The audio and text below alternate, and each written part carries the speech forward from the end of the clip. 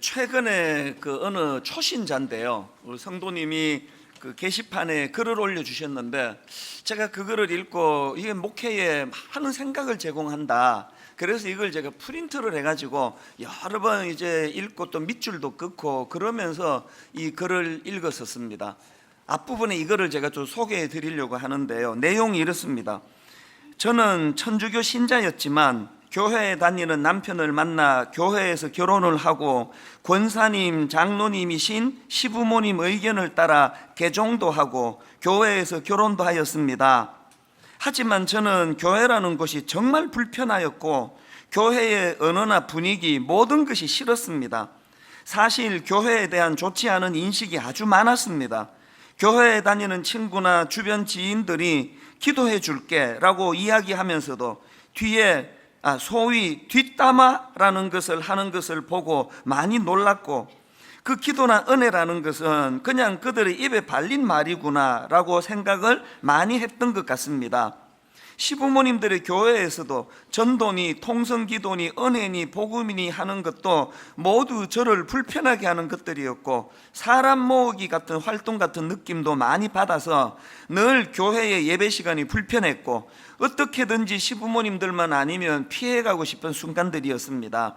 교회 어른들이 목사님이나 서로를 정죄하는 모습도 많이 보이고, 여러 팔을 이루어 서로를 질책하다가도 만나면 울면서 서로 중보기도해 주시는 것을 보고 참 교회라는 것이 이중적이고 기도라는 주문으로 퉁칠 수 있는 곳은 아닌가, 부정적인 생각이 가득했던 것을 고백합니다.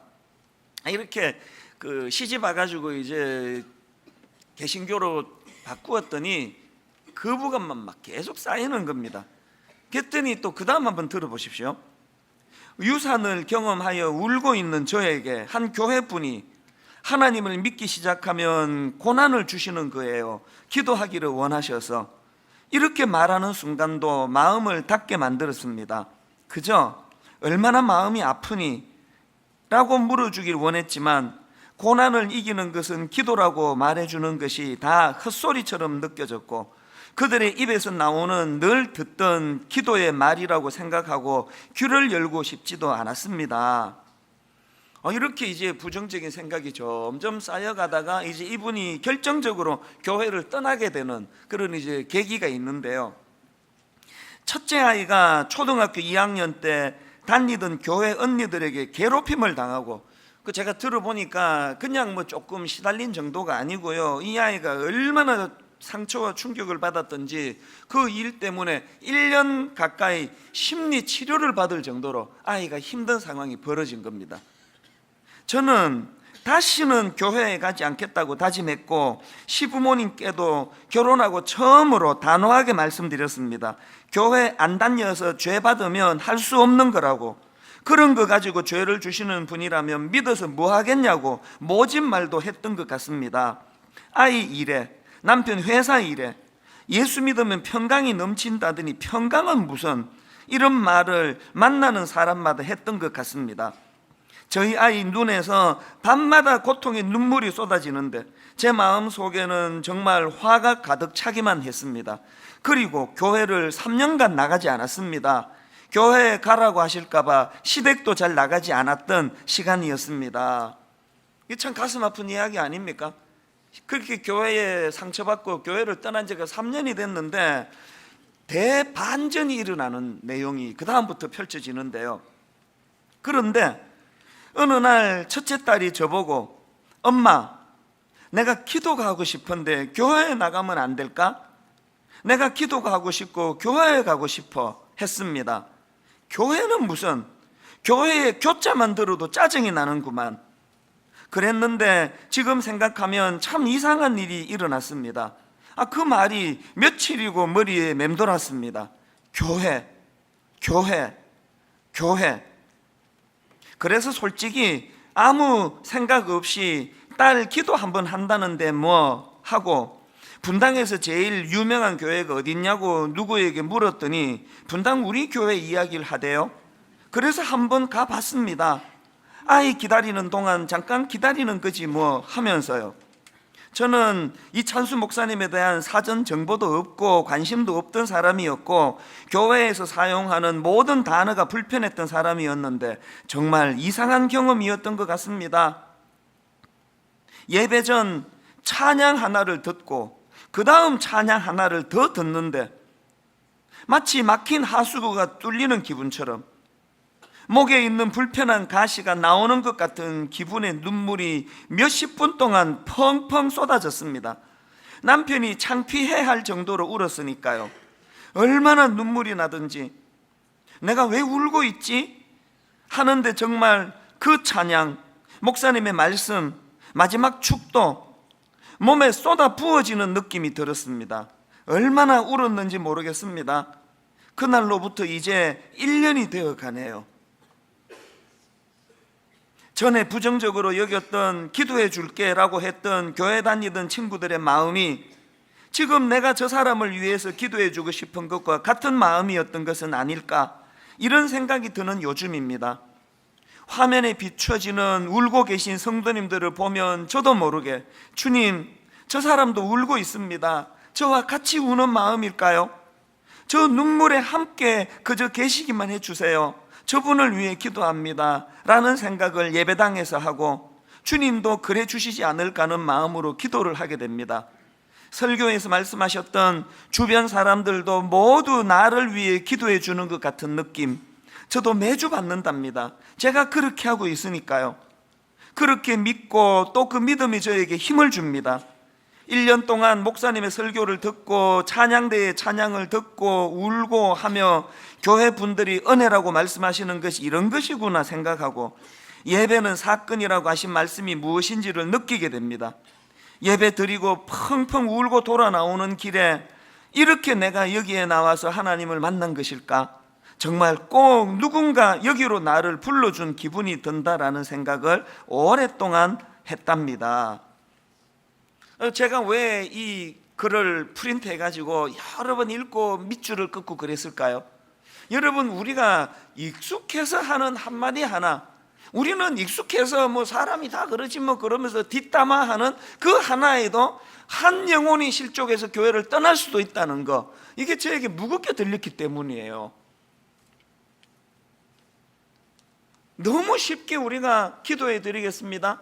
그 유산한 자매에게 하나님이 고난도 주시는 거예요, 우리는 쉽게 던지는 그 말이지만 그 한마디에도 상처를 받을 수 있다는 거, 그러니까 이런 것들이 저에게 참 많은 생각을 하게 해주었기 때문입니다. 그래서 제가 이걸 프린트 해가지고 여러 번 반복해서 읽었는데, 여러분, 제가 그렇게 읽으면서 내린 결론이 뭔지 아십니까?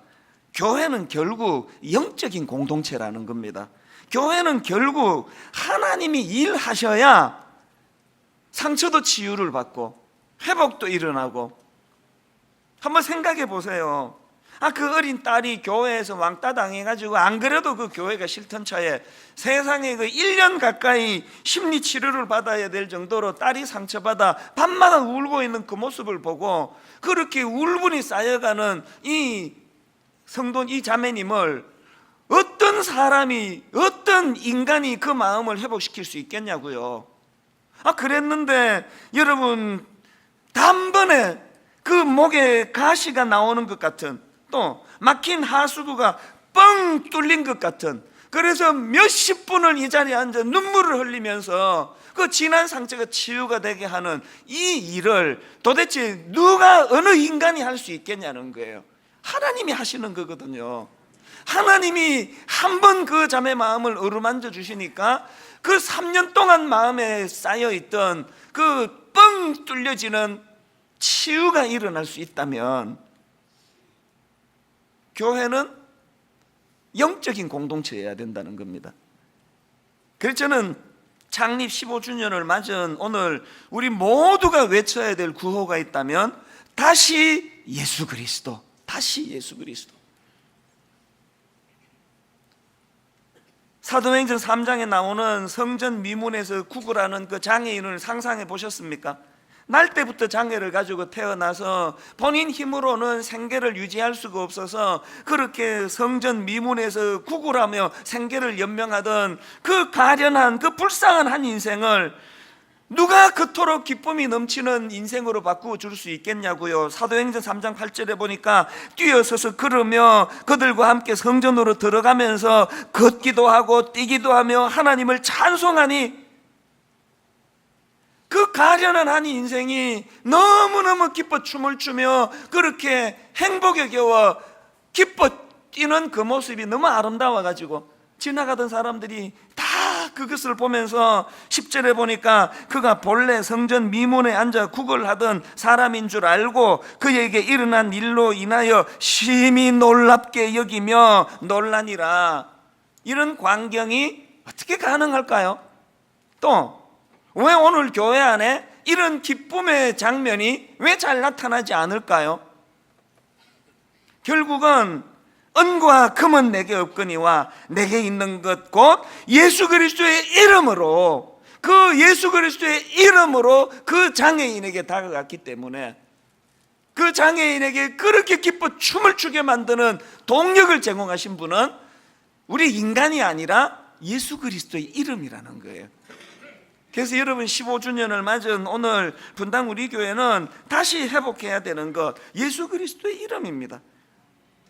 오늘 본문을 제가 이런 관점으로 살펴보려고 오늘 본문으로 택했는데요. 오늘 본문은 이름이 베데스다라고 하는, 이 베데스다라는 이름을 가진 한 연못 주변에서 일어난 일이에요. 그 베데스다라는 연못 주변으로 이런저런 병을 가진 환자들이 막 원근각처에서 몰려들고 있는 상황이에요. 왜 몰려드느냐 하니까 소문이 들려지는데 천사가 한 번씩 그 베데스다 연못을 이렇게 그냥 동하게 하면은 그때 제일 먼저 연못으로 뛰어드는 병자는 어떤 병이든지 다 낫는다 그러더라. 그 소문을 듣고 이제 신락 같은 희망을 가지고 병자들이 모여든 거예요. 막 모여들어 있는 배경이 오늘 본문인데요.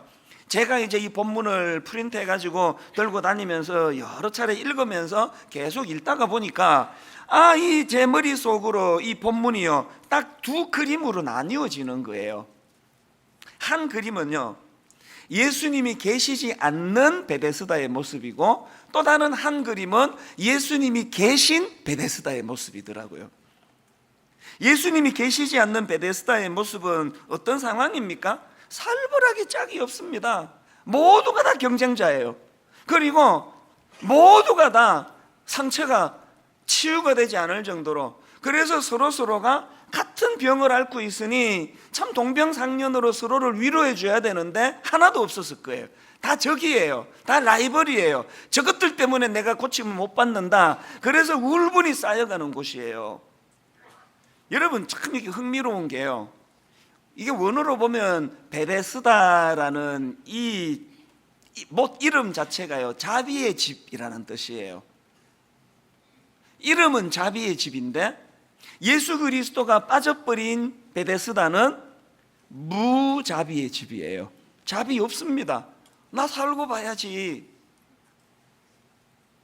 오늘 본문을 제가 가만히 들여다보다가요, 그 당시 그 예수님이 안 계신 베데스다 주변의 분위기가 어떠한가를 감지할 수 있는 구절 하나를 발견했는데 5절 6절 한번 보시겠습니까?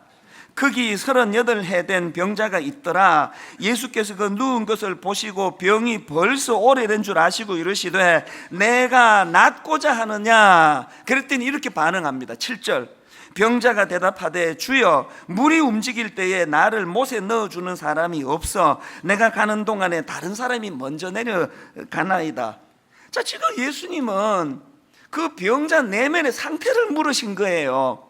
네 마음이 어떠니? 네가 낫기를 원하니? 그랬더니 그 병자가 자기 내면의 상황을 설명하는 게 아니라 내가 낫기를 원하면 무슨 소용입니까? 아무도 나를 도와주는 사람이 없는데 튀어나오는 게 울분이에요. 이 병자의 대답 속에 지금 그 베데스다 목가가 얼마나 경쟁심에 찌든, 그리고 그 경쟁에서 낙오된 사람들의 상처, 이것이 묻어나는 이야기입니까? 이게 예수님 계시지 않는 베데스다 목가의 풍경이에요. 여러분 오늘 교회, 예수님이 역사하시지 않는 교회는요 딱 이 모습이에요. 교회가 살벌하게 짝이 없고 병원에 육신적인 연약함을 가진 분들이 고침받으러 가시듯이 교회는 영적으로 정신적으로 이런저런 아픔과 상처를 가지고 오신 분들이 모여 있다 보니까 그분들이 치유가 잘 안 되면은 교회만큼 복잡한 데가 없습니다. 세상에 그냥 양상이 복잡해요. 그래서 막 상처를 주고받고, 교회가 또 참 희한한 공동체인 게요, 교회는요 상처 주는 사람은 하나도 없어요. 상처 받는 사람밖에 없습니다. 이 중에 여러분 누구에게 교회에서 상처 주본 적 있는 분 손 들어보세요. 아무도 없어요. 교회는 놀랍습니다. 이 중에서 교회에서 사람들한테 상처받아 본 적 있는 사람 손 들어 그러면 다 드실 거예요. 다. 이 교회란 데가 참 희한한 데 아닙니까? 여러분, 베데스다가 이름은 자비의 집인데 예수님 계시지 않으면 무자비의 집, 경쟁의 도가니, 경쟁에서 낙오된 사람들의 상처를 양산하는 곳, 그렇게 되는 것처럼 교회가 그래요. 뭐 얼마나 교회에서 상처를 많이 받는지 몰라요. 아까 그 편지 읽어드렸던 자매님 보세요.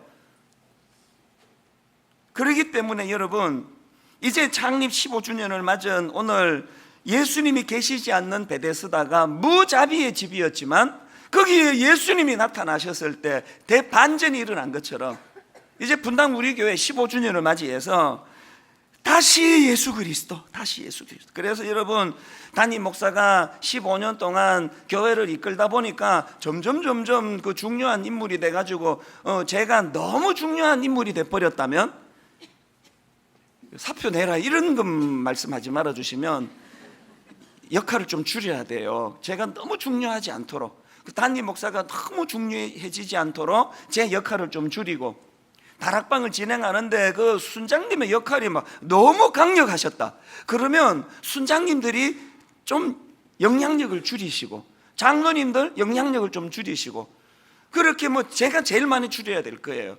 모든 인간들이 교회 안에서의 행사하는 영향력을 다 조금씩 줄이고, 그 대신에 다시 예수 그리스도가 높임을 받으시고, 예수 그리스도가 영향력을 행사하시고, 예수 그리스도가 계시는 베데스다를 만드는 꿈, 이게 15주년에 우리가 외쳐야 될 다시 예수 그리스도입니다.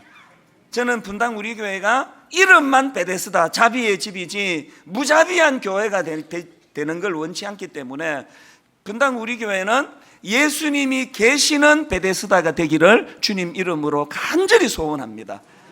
자, 그렇다면은 예수님이 계시면은 회복되는 것, 어떤 것들이 회복될까요? 몇 가지로 제가 정리를 해봤는데요. 첫째로요, 여러분, 예수님이 계시면 회복되는 것, 첫째가 예수님의 능력이 회복됩니다. 치유의 회복이에요. 치유의 회복. 저는 오늘 본문의 결론 말씀이 너무 좋습니다. 8절 9절 예수께서 이르시되 일어나 내 자리를 들고 걸어가라 하시니 그 사람이 곧 나아서 자리를 들고 걸어가니라. 만약에 뭐 중간에 막 예수님 위로도 해주고 등도 두드려주고 뭐 밥도 사드리고 다 했는데 그 38년 된 장애인은 여전히 절망 가운데 그 자리에 주저앉았더라, 이렇게 본문 8절 9절이 끝났다면요, 이거는 오늘 본문으로 사용하면 안 되는 말씀이에요. 뭐 중요한 거는 회복이에요. 회복. 어쨌든 간에 그 절망했던 38년 된 병자가 예수님의 능력을 경험해서 치유가 됐더라.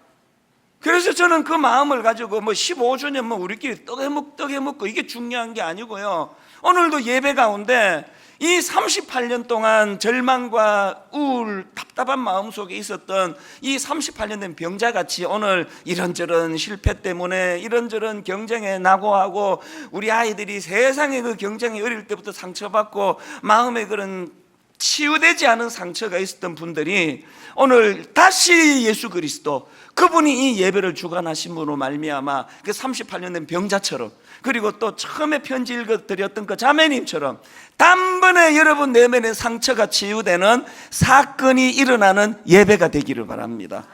이게 일어나지 않으면 그게 교회가 교회를 할 수 없는 거 아닙니까? 저는 이 본문을 읽으면서 마태복음 17장에 나오는 한 사건이요, 예수님이 세 제자만 데리고 변화산으로 가세요. 베드로, 야고보, 요한 이 제자를 데리고 변화산에 가셨다가 이제 내려오시는데, 제자들이 있는 곳으로 내려오시는데 예수님이 딱 맞닥뜨리는 사건이 하나 있는데, 그게 마태복음 17장 15절입니다. 주여, 내 아들을 불쌍히 여기소서. 그가 간질로 심히 고생하여 자주 불에도 넘어지며 물에도 넘어지는지라. 그 낙심한 아버지가 16절에서 내가 주의 제자들에게 데리고 왔으나 능히 고치지 못하더이다. 여러분, 이게 예수님이 부재한 제자들의 현실이에요. 여러분, 이게 예수님이 역사하지 않으시는 교회의 모습이에요. 능히 고치지 못하더이다. 그랬는데 예수님이 다시 복귀하시면서 대반전이 일어나는데요. 17절 18절 예수께서 대답하여 이르시되 믿음이 없고 패역한 세대여, 내가 얼마나 너희와 함께 있으며 얼마나 너희에게 참으리요. 그를 이리로 데려오라 하시니라. 이에 예수께서 꾸짖으시고 귀신이 나가고, 결론, 아이가 그때부터 나으니라. 이게 오늘 본문에서 곧 나아서 자리를 들고 걸어가니라 같은 상황 아닙니까? 여러분, 오늘 우리 시대야말로 우리 자녀들이 불에도 넘어지고 물에도 넘어지는 혼미한 상황 그 자체 아닙니까? 저는 목사인데도 불구하고 우리 새아이들이 자라가면은 정말 제 마음이 혼미해요. 얘들을 내가 어떻게 도와야 될지, 어떻게 지도를 해야 될지 막막하기 짝이 없습니다. 오늘 온 나라가, 온 시대가 물에도 넘어지고 불에도 넘어지고 가치관도 없고 말로도 할 수 없는 혼미한 시대이기 때문에, 여러분, 오늘 이런 시대이기 때문에 우리 모두가 다 구해야 되는 것, 하나님이 물에도 넘어지고 불에도 넘어지는 이 혼미한 우리 아들이, 우리 딸이 교회를 통해서 좀 치유가 일어나기 원합니다. 인생의 목표가 설정이 되고 이 혼란한 세상 속에도 중심을 가진 신앙인으로 자라도록 하기 위해서는 분당 우리 교회가 예수님이 계신 베데스다가 되어야 된다는 거예요. 그런가 하면 두 번째로 예수님이 계시면 회복되는 그 하나 더 있는데요. 예수님의 마음이 회복이 되는 거예요. 그게 긍휼입니다. 긍휼. 5절 6절 한번 보십시오. 거기 38해 된 병자가 있더라. 예수께서 그 누운 것을 보시고 병이 벌써 오래된 줄 아시고. 여러분, 사람은요, 자기 생각이 머무는 거기에 눈길이 가게 돼 있는 거예요. 제가 자꾸 이 피부에 뭐가 이렇게 가렵고, 그래서 이거를 이렇게 긁으니까 이게 자꾸 도돌도돌한 게 일어나요. 그러면은요, 이게 이제 병원에 가야 되겠구나, 그렇게 생각하고 집에서 교회까지 걸어가다 보면요, 생전에 처음 보던 피부과가 왜 이렇게 많이 눈에 띄는지 몰라요. 우리 동네에 피부과가 이렇게 많은지 처음 알게 되는 거예요. 왜? 관심이 가는 그곳에 눈길이 가거든요. 학자들이 말하기를 오늘 본문은 6월절이래요. 축제예요. 수많은 사람들이 쏟아져 나와가지고 서로 기쁨을 나누는데, 사람들이 바글바글 거리는데 예수님의 눈길이 38년 동안 고침을 받지 못해 병이 오래된 그 환자에게 주님의 눈길이 가신다. 이게 뭘 의미하겠습니까?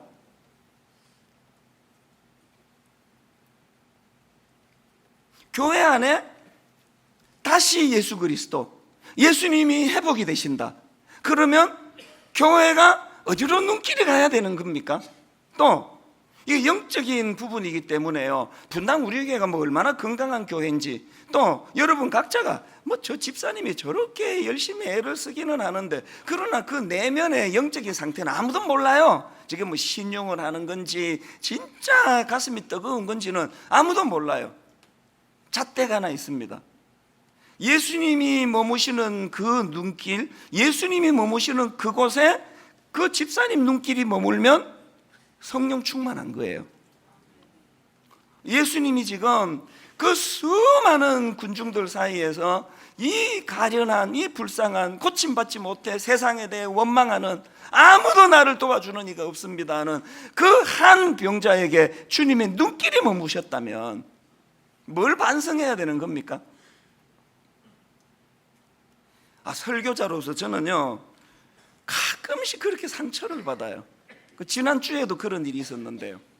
제가 지난주에 그 세월호 유가족, 그 세월호 아이들 그 PD 수첩을 보니까 어른들의 그 탐심으로 그냥 이 어린 애들이 수학여행 가다가 목숨을 잃었는데, 애들이 그 죽기 전에 나 꿈이 있는데 난 살고 싶은데, 그 절규를 제가 나누었더니요 억장이 무너지는 이야기가, 이찬수 목사가 선거운동을 했대요. 선거운동을. 얼마나 낙심이 되든지 오늘날 여러분, 이 설교자가 불신당하는 시대, 저는요 우리 집사람 누구 찍는 거에 대해서도 간섭 안 하는 사람이에요. 자기가 기도하면서 정한 걸 내가 뭐하러 이래라 저래라, 저 딸 누구 찍겠다는 것도 제가 토한다는 사람이에요. 너무나 강단이 불신을 당하는 시대에 대해서 설교할 의욕이 안 생기더라고. 설교할, 어떤 사람은 저보고 진보라 그러고, 어떤 사람은 저보고 보수라 그러고. 15년 동안 내가 내 성향을 한 번이라도 드러냈다면 저는 하나님의 종이 아닙니다. 양심을 걸고 하는 이야기예요. 강단은요 그 목사 정치 성향 드러내는 데가 아니라고 저는 믿거든요. 신앙의 언어를 선포하는 게, 지난주 설교를 듣고 여러분이 기도하면서 그 후보가 1번이구나, 그 후보가 2번이구나, 그 후보가 3번이구나, 그건 여러분이 결정하는 일이거든요. 강단에서 선포하는 거는 신앙의 언어예요. 예수님의 눈길이 38년 된 고침받지 못한 그 절망하는 그 한 사람에게 마음이 가 있다면, 이게 뭐 정치적으로 또 사회적으로 경제적으로 이게 뭐 효과가 있는지 없는지 그건 나 잘 모르지만, 강단에서만큼은 예수님의 심정을 전해야 되는 거 아닙니까? 이런 의미에서 저는요 요한복음 11장에서 그 이해가 안 되는 그 대목을 하나 옛날에 제가 발견했었는데요, 그게 뭐냐 하니까 예수님이 너무너무 사랑하는 그 나사로 죽어버렸어요. 예수님이 그 너무 안타까우셔서 이제 현장으로 가셨는데요, 요한복음 11장 33절부터 한번 보십시오. 예수께서 그가 우는 것과 또 함께 온 유대인들이 우는 것을 보시고 심령의 비통이 여기시고 불쌍히 여기사 이르시되 그를 어디 두었느냐, 이르되 주여 와서 보옵소서 하니, 그 다음 보세요. 예수께서 눈물을 흘리시더라. 이 진짜 이상한 거 아닙니까? 왜? 조금 이따 예수님 지금 살려주실 거거든요. 뭐 금방 살려주셔요. 금방. 그러면 예수님이 씩 웃으셔야 되는 거 아닙니까? 아이고 이것들이 몰라가지고 내가 살려줄 건데 울고 자빠졌네. 내가 살려줄 건데. 그러면 혼자 씩 웃으셔야 되는 거 아닙니까? 당신이 지금 살려주실 거면서 그 죽은 나사로를 보고 왜 우시느냐고요. 그건 처음에 난 이해가 잘 안 되더라고요. 이게 뭐지 이게? 이게 뭔 것 같으세요 여러분은요? 지금 예수님은요 나사로라는 특정한 그 인물을 보시면서 뭘 보시느냐, 저렇게 그냥 하나님을 지멋대로 떠나가지고 그 탕자처럼 지멋대로 인생을 영위하다가 틈만 나면 저렇게 가슴 아픈 일을 겪고 틈만 나면 억장이 무너지는 그 죽음의 공포를 극복하지 못하는 그 인생들에 대한 그 가련한 인생에 대한 주님의 긍휼하심 아닙니까?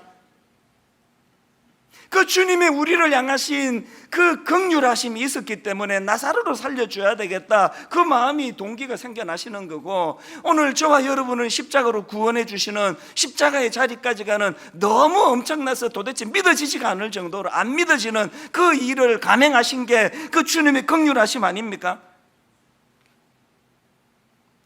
교회는 그 우리의 상함을, 우리의 아픔을, 그 사랑하는 오빠가 죽고 사랑하는 지인이 죽어 눈물 흘리는 그 인생에 대한 그 애틋한 마음을 갖고 계시는 우리 주님의 긍휼하심, 교회가 이거 빠지면 이게 무슨 교회입니까? 저는 오늘도 꿈꾸어요. 정말 나라를 사랑하는 건강한 진보가 이 안에 많기를 바라고요. 정말 눈물이 있고 따뜻한 보수가 이 안에 있기를 바라고요. 그 진보와 보수가 자기가 옳다고 믿는 그 믿음을 가지고 서로 어떤 때는 경쟁하고 어떤 때는 협력하면서, 왜 우리나라는 이런 일이 좀 잘 안 일어날까요? 예수님이 이 교회에 회복의 은혜가 일어난다면 긍휼이 회복이 돼야 돼. 그 수많은 그냥 이 부자도 있고 건강하고 뭐 서울대 들어가고 이런 사람한테는 별로 눈 안 줘도 잘 살아요. 오늘도 여기 저 구석진데 울고 있는 분이 계실 거 아닙니까? 3년 동안 교회를 안 나갔다가 지금 처음으로 그 딸이나 교회 가고 싶다 그래서 여기 앉아 있는 어떤 분이 계시다면, 이 교회 왔더니 모두가 다 나 위해 기도해 주는 것 같다고. 그 당신은 진보입니까? 보수입니까? 내 편이네요. 적이네요.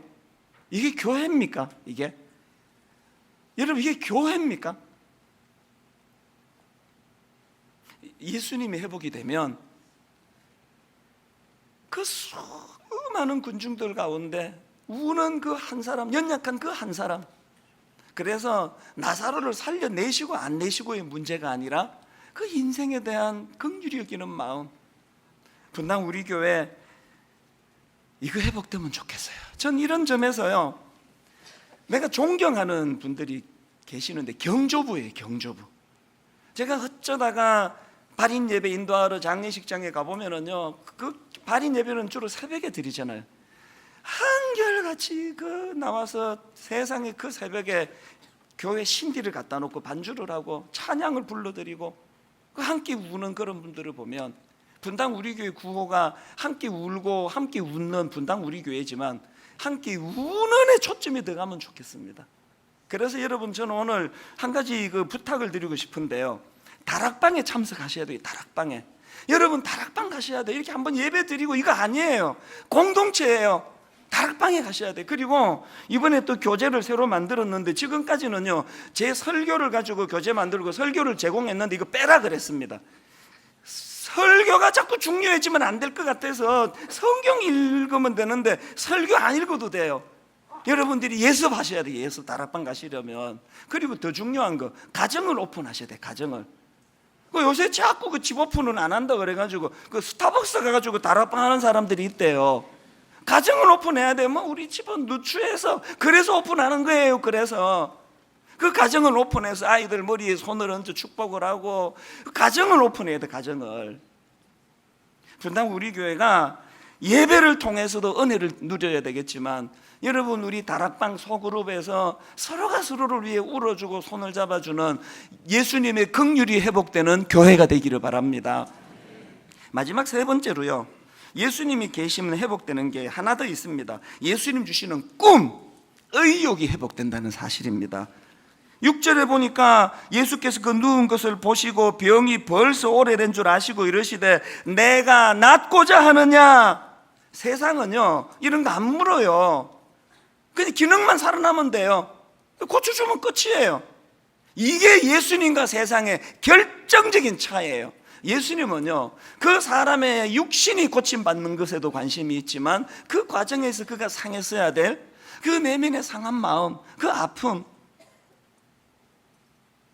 38년 동안 고침받지 못해 의욕이 꺾여버리고 내 인생은 그저 이제 꿈도 없고 희망도 없다고 하는 이 38년 된 병자의 내면을 치유해 주시기 원하시는 주님. 이제 다음 주일날 우리가 자녀들과 함께 예배를 드릴 예정인데요, 자녀들과 함께 예배를 드리면서 제가 이제 어떤 설교를 해야 될까, 아이들에게, 어른들에게, 그러면서 이제 몇 주 전서부터 본문을 살피고 있는데, 지난 금요일이에요. 금요일 새벽에 이제 제가 말씀을 준비하다가 보니까 개척 초기에 우리 교회에서 특별 새벽 부흥회 하면은요, 그때는 좀 과장하면은 어른 반 애들 반이었습니다. 세상에 그 자는 애들 다 담요 데리고 와가지고 3살, 2살 꼬맹이부터 중학생, 고등학생 다 와가지고 했는데, 교회가 자꾸 커지면서 어른 올 때도 없는데 애들이 안 오기 시작한 게 지난 금요일에 너무 마음이 아프더라고요. 그 옛날에 우리 특세할 때 애들과 더불어서 같이 불렀던 찬양 중에 지금 우리는 마음을 합하여 진정으로 찬양할 때니 모이자 하나 되자 우리가 갈 길이라, 중고등부 애들하고 불렀던 그 찬양이 너무 그리워지더라고요. 제가 그날 새벽에 검색을 했습니다. 저 찬양을 검색했더니요, 서울에 어느 교회가 나오더라고요. 그 보니까 그 어른 예배 같은데요, 대예배 같은데 이쪽에 한 기퉁이 중고등부 애들이 이제 특송을 하는데 이 찬양을 부르는데요, 새벽에 보니까 눈물이 나더라고요. 저 아이들이요, 우리의 젊음 모두 다해 주님을 찬양하며 온 세상에 주의 사랑 전하리라. 일어나 새벽을 깨우리라. 의욕을 말하는 거 아닙니까? 왜 이렇게 눈물이 나는 이유가요, 오늘 여러분 엿새 동안 아이들 꿈을 짓밟아버리는 나라, 세상에 애들 꿈 이렇게 작정하고 짓밟는 나라가 우리나라 말고 또 있을까요? 등수를 가지고 니는 1등, 니는 꼴찌. 그날 왜 제가 가슴이 먹먹했냐 하니까 화면으로 그 애들 얼굴을 비춰주는데요, 누가 전교 1등 하는지 누가 꼴찌 하는지 아무도 모르겠어요. 1등도 없고 꼴찌도 없고 모두 다 주님 앞에서 일어나 새벽을 깨우리라 꿈을 이야기하고 꿈을 노래하는데, 하나님 다음 주일날 분당 우리 교회에서도 이런 역사가 일어나게 해주시기 원합니다. 여러분, 제가 부탁이 하나 있는데요, 다음 주일날 예배 중에 부모님 편지 전달하는 시간이 있습니다. 이번 주 중에 여러분 아이에게 정성을 다해서 편지 써주시기를 바랍니다. 프린트로 해가지고 그 애 둘이면은 2장 복사해주고 자 이런 거 말고 한 아이 한 아이 정성을 들여서 그 아이의 마음을 어루만져 주실 수 있도록 그 이번 화요일날 순장반에서 제가 부탁하려고 하는데요, 우리 순장들 보고 좀 헌금 좀 하라 그럴 생각이에요. 모금을 해서 다음 주일날 우리 전체 아이들 한 5,000명 된대요. 이 아이들에게 다 선물을 좀 드리고 전하고 싶거든요. 뭐 비싼 건 아니라도. 결론을 맺으려고 합니다. 여러분, 저는 오늘 3가지 말씀을 드렸습니다. 예수님의 능력, 치유가 회복이 돼야 되고요, 예수님의 마음, 긍휼이 회복이 돼야 되고요, 예수님 주시는 꿈, 의욕이 회복돼야 되고요, 무엇보다 중요한 것, 이것들이 회복되기 위해서는 예수 그리스도가 회복이 돼야 됩니다. 하나님, 이 교회는 예수 그리스도가 십자가로 우리를 구원해 주신 예수 그리스도가, 그분의 능력이, 그분의 긍휼하심이, 그분이 주시는 꿈이 회복되는 교회 되기를 원합니다. 오늘 말씀을 기억하시면서 우리에게 소원이 하나 있네. 주님 다시 오실 그날까지 우리 가슴에 새긴 주의 십자가 사랑, 우리 가사를 생각하시면서 함께 이렇게 찬양하기 원합니다. 우리에겐 소원이 하나 있네. 우리에게 소원이 하나 있네. 주님 다시 오실 그날까지, 다시 오실 그날까지 우리 가슴에 새긴 주님의 십자가 사랑, 나의 교회를 사랑케 하네. 주의 교회를 향한 우리 마음, 어떤 마음입니까? 희생과 포기와 가난과 고난, 하물며 죽음조차 우리를 막을 순 없네. 우리 교회는 이 땅의 희망. 여러분, 이렇게 선포하기 원합니다. 교회를 교회되게, 예배를 예배되게 우리 사용하소서. 진정한 부흥의 날 오늘 임하도록 우리 사용하소서. 다시 한번 고백합니다. 우리에겐 소원이 하나 있네. 주님 다시 오실 그날까지 우리 가슴에 새긴 우리 가슴에 주의 십자가 사랑, 주의 십자가 예수님이 일하시는 교회, 나의 교회를 사랑케 하네. 사랑케 하네. 주의 교회를 향한 우리 마음, 교회를 향한 우리 마음, 어떤 마음들이십니까? 희생과 포기와 희생과 가난과 포기와 고난, 가난과 고난, 하물며 죽음조차 죽음조차 우리를 막을 수 없네. 막을 수 우리 교회는 이 땅의 희망. 이 땅의 희망. 아멘. 교회를 교회되게 예배되게 우리 사용하소서. 사용하소서. 진정한 부흥의 날 진정한 부흥의 날 오늘 임하도록 우리 사용하소서. 사용하소서. 성령 안에 예배하리라. 성령 안에 예배하리라.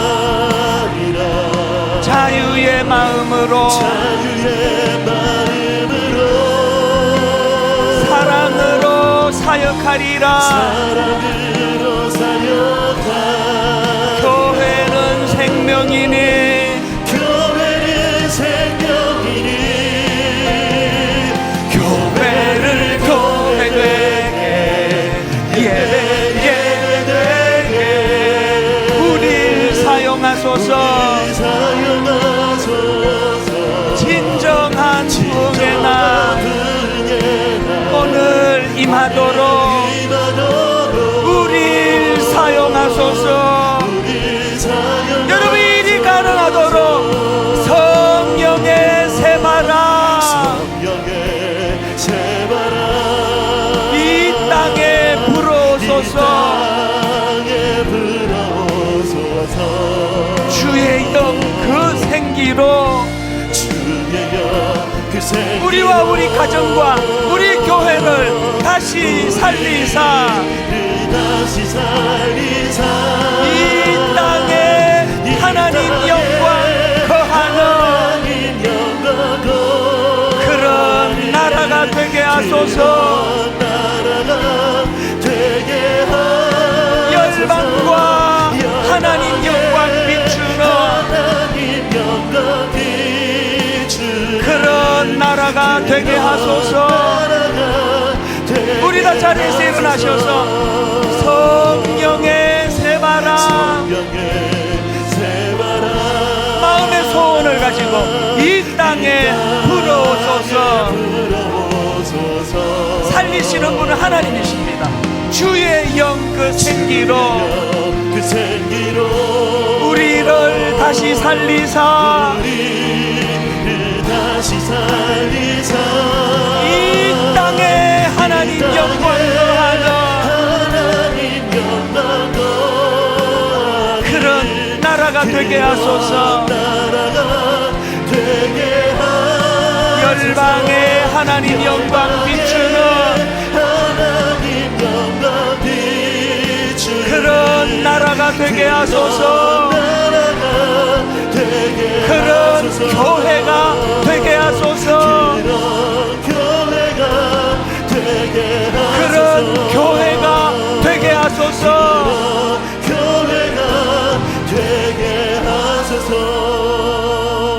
살아계신 하나님 아버지, 분당 우리 교회 15년 이제 은도 있고 금도 있고 은은 많아지고 금은 많아져 예수 그리스도의 이름이 없어도 하나도 불편하지 않은 교회가 될까봐 심히 두렵습니다. 하나님, 이 교회는 영적인 공동체요, 예수 그리스도가 그 이름의 능력이 나타나야 하는 곳이라고 믿습니다. 아버지, 이 교회에 예수님의 능력이 나타나 이렇게 저렇게 상하고 찢긴 주님의 자녀들이 매 주일마다 예배 때마다 치유되고 회복되게 하여 주시옵소서.